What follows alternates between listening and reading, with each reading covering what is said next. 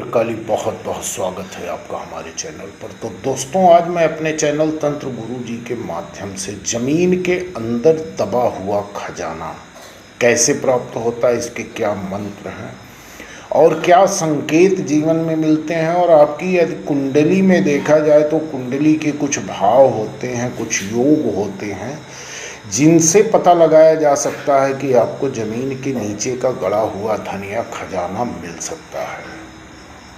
कहते हैं कि देश भर की ज़मीन, गुफा में, खेत में, डेरे में, तालाब में, झील में या पहाड़ी पर आज भी कहीं न कहीं सोने का घड़ा या जेवरातों से भरा चांदी का घड़ा दबा हुआ है। लेकिन यह किस्मत वालों को ही मिला है और आगे भी किस्मत वालों को ही मिलेगा। सवाल यह उठता है कि आपकी किस्मत में है या नहीं। इस वीडियो पर अंत तक बने रहिए और चैनल पर पहली बार आए हैं तो चैनल को सब्सक्राइब जरूर कर लेना। प्राचीन भारत में इतना सोना कहाँ से आया, जबकि प्राचीन काल में खनन किए जाने का कोई उल्लेख नहीं मिलता है। कहते हैं कि भगवान शंकर ने सोने की लंका बनवाई थी और फिर उस लंका के विध्वंस के बाद उसका सोना भगवान श्री राम ने देश भर में लौटा दिया था। प्राचीन काल के लोगों के शरीर पर 3-4 किलो सोना लदा होना सामान्य बात थी। स्वर्ण मुद्राएं चलती थी, लोग सोने का मुकुट पहनते थे, मंदिरों में टनों सोना रखा जाता था, सोने के रथ बनाए जाते हैं और प्राचीन राजा महाराजा स्वर्ण आभूषणों से लदे रहते थे। आखिर भारतीय लोग और राजाओं के पास इतना सोना आया कहाँ से था? कुछ लोग मानते हैं प्राचीन भारत में सोना बनाने की एक रहस्यमयी विद्या थी। इस विद्या के दम पर ही भारत में अधिक मात्रा में सोना बना लिया था। बगैर किसी खनन के बावजूद भारत के पास अपार मात्रा में सोना था। भारत सोने का महत्व जानता था, इसलिए इसने इसे छुपाने के लिए भी पुख्ता बंदोबस्त किए। क्या अपार सोना होने के कारण विदेशी लोग भारत को सोने की चिड़िया कहते थे? विदेशियों को यह मालूम होता कि भारत में अकूत मात्रा में सोना, धन दौलत आज सब कुछ है। जब भारत एक छत्र राज्य में शक्तिशाली था तब तक वह एक विश्व शक्ति था। लेकिन जैसे ही आपसी फूट का विस्तार हुआ, भारत पर आक्रमणों का दौर शुरू हो गया और वह आक्रमण सिर्फ सोना लूटने के लिए था। पहले सिकंदर आया था, फिर चंगेज खां, इसके बाद भारत पर पहला मुस्लिम आक्रमणकारी था मोहम्मद बिन कासिम। उसके बाद मुस्लिम आक्रमणकारियों और लुटेरों की फौज भारत में घुसी और भारत को तहस नहस कर लूट ले गई।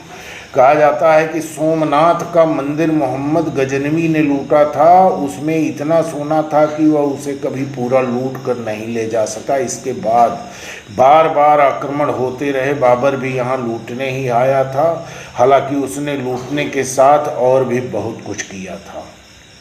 मध्यकाल में गौरी, गजनी, तैमूर और अंग्रेज लुटेरे लाखों टन सोना लूट कर ले गए। फिर भी भारतीय मंदिरों और अन्य जगहों पर आज भी टनों के हिसाब से सोना है। कहते हैं कि बिहार की सोनगिरी गुफा में लाखों टन सोना आज भी रखा हुआ है। दक्षिण भारत के पद्मनाथ मंदिर में छिपा था 5 लाख करोड़ का खजाना, जिसे गिनने के लिए आधुनिक मशीनें और कई लोगों की टीम लगा दी गई। हालांकि अभी भी वहां एक ऐसा खजाना छुपा है जिसके बारे में कोई नहीं जानता, क्योंकि एक आखिरी तहखाना अभी भी बंद है। वह इसलिए कि मंदिर प्रशासन और भक्तजन को किसी अनहोनी घटना के होने का डर है। यह सच है कि दुनिया भर की जमीन, समुद्र या गुफाओं के अंदर अभी भी ऐसा खजाना दबा पड़ा है जहां आधुनिक इंसान की नज़र अभी तक नहीं गई है। सोना, चांदी, जेवरात, हीरे और मोती के अलावा कई महत्वपूर्ण धातुएं और सोने चांदी के सिक्के भी इतने दबे पड़े हैं कि गिनते गिनते जिंदगी गुजर जाए। अटलांटिक महासागर में खजाने की खोज करने वाली एक प्राइवेट कंपनी ने 200 टन चांदी की सिल्लियां ढूंढ निकाली थी। आधुनिक इतिहास में समुद्र की तली में मिला या अब तक मिला सबसे बड़ा खजाना। इस खजाने की कीमत 23 करोड़ डॉलर आंकी गई, जिसमें से 80% हिस्सा उस कंपनी का होगा जिसने इस खजाने की खोज की। आज भी अफ्रीका के जंगलों में लोग सोने और खजाने की खोज में जाते हैं। आज भी धरती में दबी पड़ी हैं कई प्राचीन सभ्यताएं और उसके खजाने।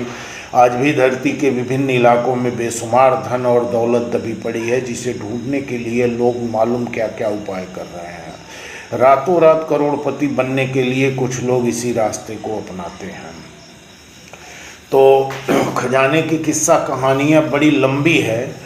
अब हम चर्चा करेंगे कि इस खजाने को निकाला कैसे जाए और इसकी जानकारी कैसे प्राप्त हो कि कहाँ पर खजाना छुपा हुआ है। तो कौतुक चिंतामणि रावण संहिता और वाराह संहिता के अनुसार कुछ ऐसी जगह है जहाँ पर खजाना धन गड़ा मिल सकता है, जिस भूमि के आसपास जल स्रोत नहीं होने पर भी वह भूमि नम दिखाई दे और साथ ही आसपास किसी काले सर्प के होने की निशानी दिखाई दे, तो निश्चय ही जान लो कि वहाँ पर धन गड़ा होगा। जहाँ की मिट्टी में कमल के फूल जैसी सुगंध आती है, वहाँ पर धन संपदा छिपी हो सकती है।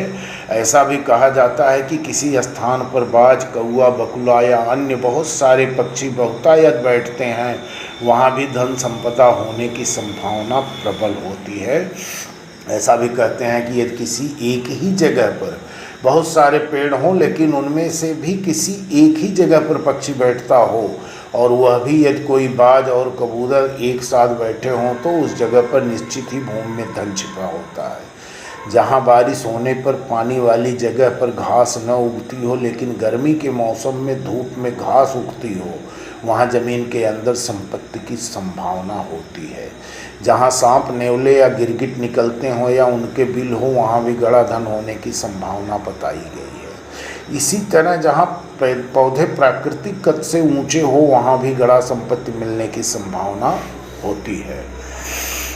तो इसे किस्मत का धन कहते हैं। किस्मत का धन या गड़ा खजाना सिर्फ उसे ही मिलता है जो खचल कपट से परे है या जिसके पूर्वज उसके लिए खजाना छोड़ कर गए हैं। यदि आपको यह पता चले कि अमुक भूमि के नीचे खजाना है, तो भी आप उसे हासिल नहीं कर सकते जब तक कि आपका मन निर्मल और आपका उद्देश्य सही नहीं है।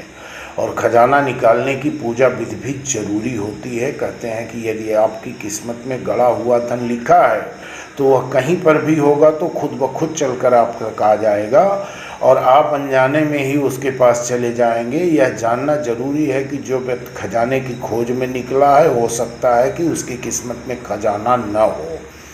अगर आपको सपने में कमल का फूल दिखे या आप कमल के पत्ते पर स्वयं को भोजन करते देखें, तो इस बात का संकेत है कि आपके भविष्य में कहीं न कहीं गड़ा धन जरूर मिलेगा। कहते हैं कि गुप्त धन प्राप्ति के लिए माता का एक मंत्र है, ओम ह्रीं पद्मावती देवी त्रैलोक्य वार्ता कथय कथय ह्रीं स्वाहा। इस मंत्र को रात्रि में सोने से पूर्व एक माला रोज जपें। कुछ दिनों बाद गड़ा धन कहाँ है, इसकी आपको स्वप्न में जानकारी मिल जाएगी। मंत्र फिर से मैं पढ़ रहा हूँ, ओम ह्रीं पद्मावती देवी त्रैलोक्य वार्ता कथय कथय ह्रीं स्वाहा। रावण संहिता के अनुसार सपने सगुन और स्वर विज्ञान के माध्यम से व्यक्ति को यह संकेत देते हैं कि सोने के जवाहरातों से भरा घड़ा या खजाना कहाँ पर मिल सकता है। कहते हैं कि कुछ लोग सपने में अक्सर सफ़ेद सांप या जलता हुआ दीपक दिखाई देता है। इसका मतलब यह है कि उनके लिए गड़ा खजाना इंतजार कर रहा है। कोई न कोई उनका पूर्वज गाड़ कर गया है जमीन के नीचे, जो कि उनका इंतजार कर रहा है। रावण और वाराह संहिता के अनुसार अगर आपके भाग्य में गड़ा धन मिलना लिखा है, तो आपको सपना जरूर आएगा। इस सपने में जिस स्थान पर धन गड़ा हुआ है, वहाँ सफ़ेद नाग दिखाई देगा। ऐसी संभावना होती है कि आपके पितरों ने सफ़ेद नाग के रूप में दर्शन देकर उस जगह का पता बताया है जहाँ आपको आपके लिए धन गड़ा कर रखा गया होगा। ये सफ़ेद नाग रूपी पितर उस खजाने की रक्षा करते हैं। सपने में अगर आपको पुराना मंदिर, आभूषण से भरा बॉक्स, शंख या कलश जैसी चीज़ें दिखे, तब भी समझ जाइए कि आपके भाग्य में अचानक कहीं से पैतृक संपत्ति मिलने के योग हैं। यदि कोई सपने में देखे कि उस पर कानूनी मुकदमा चलाया जा रहा है जिसमें वह निर्दोष छूट गया, तो उसे अतुल धन संपदा की प्राप्ति होती है।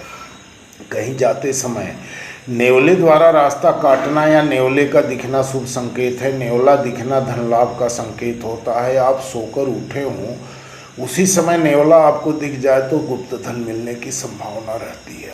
किसी जातक की कुंडली में यदि चंद्रमा ग्रह बृहस्पति के स्वामी भाव में युग्म में स्थित हो तो ऐसे जातक को घड़े हुए धन की प्राप्ति जरूर होती है। यदि अष्टम भाव का मालिक उच्च का हो तथा धनेश व लाभेश के प्रभाव में हो तो व्यक्ति को निश्चित रूप से अचानक धन लाभ होता है। पूर्व समय में इस योग को गड़े धन प्राप्ति के लिए अहम माना जाता था। इस योग की खासियत होती है कि ये अचानक प्राप्त होता है। मस्तिष्क रेखा सही स्थिति में हो यानी कि टूटी या कटी नहीं हुई हो, साथ ही भाग्य रेखा की एक शाखा जीवन रेखा से निकलती हो, हथेली या गुलाबी व मांसल हो तो करोड़ों में संपदा होने का योग बनता है। सपनों या दूसरे चिन्हों के आधार पर आपको गड़े धन वाले स्थान का पता चल जाए तो इसके लिए आपको पहले पता करना होगा कि क्या वाकई जहां आप गड़े धन की संभावना देख रहे हैं वहां गड़ा धन है भी या नहीं। इसके लिए आपको धन का अंदेशा होने वाले स्थान पर 40 दिन तक शुद्ध घी का दीप एक लौंग के साथ जलाना चाहिए। 40 दिन के अंदर ही आपको सपने में इस बात का संकेत मिल जाएगा कि आपको उस स्थान की खुदाई करना चाहिए या नहीं।